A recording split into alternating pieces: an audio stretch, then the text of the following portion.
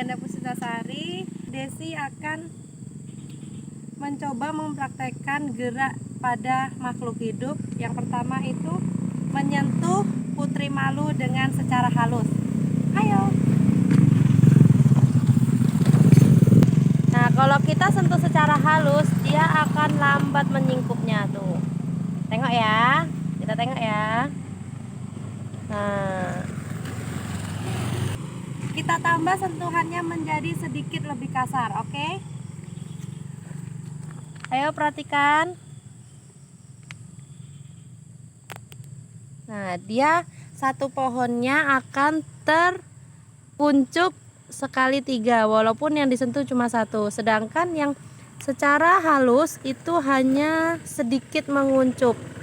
Oke, sekarang sentuh secara kasar atau secara kuat. Perhatikan ya, yang sebelah sini kita akan sentuh dengan lebih keras atau lebih kuat. Nah, dia akan menguncup bersamaan bersama batangnya. Nih, sekali lagi ya, nih kita tengok yang lebih jelas lagi. Nah, dia akan kuncup dengan batang-batangnya. Oke, kita akan masuk ke gerak yang kedua, yaitu membedakan antara putri malu yang dibiarkan di tempat terbuka dengan putri malu yang kita tutup menggunakan kardus kedap cahaya.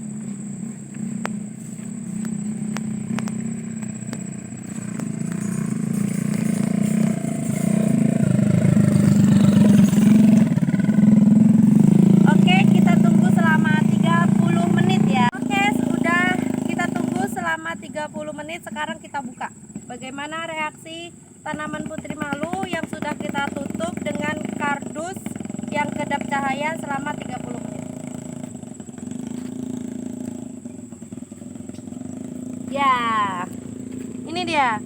Putri malu yang ditutup dengan kardus kedap cahaya akan menyingkup atau kuncup secara tiba-tiba ya, karena faktor cahaya itu sangat mempengaruhi proses pertumbuhan pada tanaman putri malu. Sedangkan tanaman putri malu yang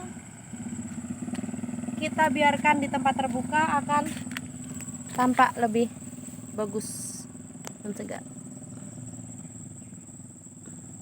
Oke, kita masuk ke gerak yang ketiga, yaitu gerak geotropisme negatif. Di gerak geotropisme negatif kita mengamati yaitu kacang hijau yang kita rendam selama 8 jam, kemudian kita tempatkan di aqua yang berlandasan kasa. Sebelum kasanya sudah dibasahin ya teman-teman. Ini kita bedakan tempatnya. Satu tempatnya kita berdirikan tegap dan satu tempatnya kita rebahkan. Maka kita akan melihat perbedaannya. Kecambah dari kacang hijau yang di tempat satu itu tempatnya berdiri kurang lebih sudah mencapai 6-7 cm. Di dalamnya juga ada beberapa butir kecambah yang mulai tumbuh juga, mulai muncul daunnya. Nah, seperti ini sudah muncul dua helai daun tapi masih kuncup. Kemudian yang di botol aqua yang kita rebahkan, nah, ini posisinya juga kalau kita berdirikan ini lurus. Nah, karena kita rebahkan jadi dia agak mereng. Ini kemungkinan tingginya juga sudah mencapai 5-6 cm.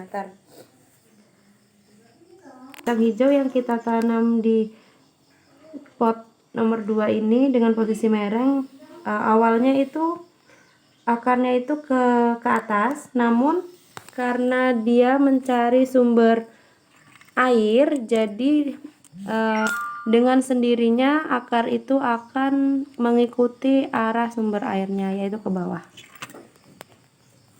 Jadi ini ya perbedaannya. Oke, terima kasih.